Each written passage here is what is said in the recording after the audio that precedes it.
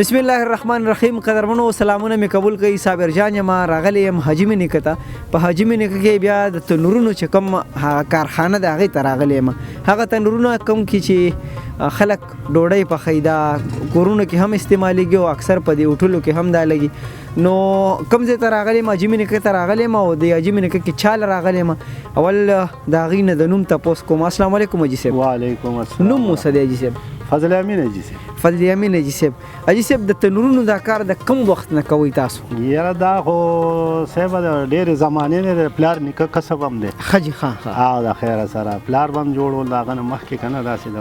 صحیح. نو بیا ورباندې زمونږ دور رالو، زمونږ د دور نه وروستو دا دی لګیا دي. صحیح ده.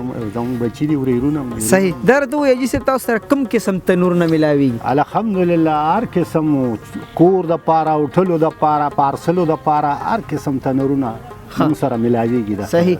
که داسې تنور چې هغه یو کس وایي چې یاره زه کور دپاره، اکثر دا زنانه وایي څلور روټو دپاره. څلور روټو. نو په دې باندې تاسو ښه پوهېږئ نو دا میلاویږي دا سره؟ بالکل میلاویږي. دا دي چې دا کوم دا ښه او داسې تنورونه چې اکثر خلک پاخه تنورونه هم غواړي او پاخه هم غواړي، بیا اور کې پخی بټی کې پخی بیا دغه کوي بیا که نه پاخه شي نو بس هغې هغه لږ دغه ور. ستاسو تنورونه کوم کوم ځای پورې ځي خلک یې دنه غواړي؟ کوم یاره صاحبه دا خو پنجاب پورې ځي، دغه ته ځي که نه ډېر اسمل خانه پورې ځي، داسې د پېښور کې سپلۍ مونږ کوو، داسې نوخاره پورې مردان کوواټ داسې دا ټول علاقې مونږ دغه کوو. هغه کتونکي چې دې وخت کې هغوی دا ویډیو ګوري او هغوی غواړي چې زموږ سره د تنورونو چې کوم هغه سټاک دی هغه کم شوی دی، اکثر دکانداران هم تاسو نه غواړي. نو دکانداران اکثر دا غواړي او هغوی په دې تلاش کوي چې ښه تنور دې ماته میلاو شي. نو دا زه داسې ځي ته راغلی یم چې دې سره هر قسم ویرایټي شته، واړه غټ او د هغې نه ډېر غټ دا هم شته دي. نو که چېرې تاسو راتلل غواړئ یا تاسو دې ته کال کول غواړئ نو د فضل امین حاجي صاحب نمبر چې کوم دی هغه په دې سکرین باندې هم چلیږي او حاجي صاحب ته به وایم که ورته یاد وي نو نمبر به هم ووایي. او به ووایو 0311 96 83 961. پوره په کشتونو کې ورته وویلو که نه؟ دویم نمبر ویل. ښه دویم نمبر هم ووایي. ښه هېر شو نه زه خیر دی حاجي صاحب ولې د کیمرې دغه شته څه قدرمنو داسې کار دی لږ ګپ شپ هم پکې ولګولو. خیر خو نن سبا دا چې کوم روژه هم را روانه دی، بله میاشت کې روژه ده که نه، زیاترو خلکو ته به تنورونو ضرورت راځي. نو هغه خلک چې هغوی تنورونو ضرورت ورته راځي او هغوی غواړي چې تنورونه دې موږ ته په ښه ریټ باندې هم میلاو شي، ښه تنور دې میلاو شي، نو حاجي فضل امین صاحب سره یې رابطه وکړي. دغه نمبر چې دا کم تاسو ته په سکرین باندې ښکاري نو بالکل تاسو په دغه نمبر باندې رابطه کولی شئ. او بله خبره ده چې کم دلته تنورونه دي دا تاسو په دې سکرین باندې کتی هم شئ. په اخره کې درته بیا په ویډیو کې هم ښایم چې کوم قسم تنورونه دي او د یې تیاری څنګه، ځکه چې دلته دا کاریګران لګیا دي. تاسو ته به دا ټپار هم دي غوږونو ته راځي نو دا تنورونه دا ټپار دي په چا باندې را باندې کړي نه دي چې تاسو وایي دی په چا حاجي صاحب لکه خبره ده که نه. او تنور به هم انشاءالله میلاویږي، تنورونه به میلاویږي او چا سړي په کار یې جوړولو دپاره یو ځای بل ځای ته بهر ملکونو تاسو سره کاریګران هم شته، سړي به هم ورته میلاوي. واه قدرمنو دغه یو بل خبره پکې هم ده چې که چېرې تاسو غواړئ چې موږ سره د ښه کاریګر میلاو شي او دغسې معیاري تنور دې جوړ کړي نو فضل امین حاجي صاحب سره دلته کاریګران هم شته دي چې کوم دلته دا کارخانه ده نو په دې کې دي خلکو ته چل هم ښایي. دغسې ده که نه؟ دغسې ده.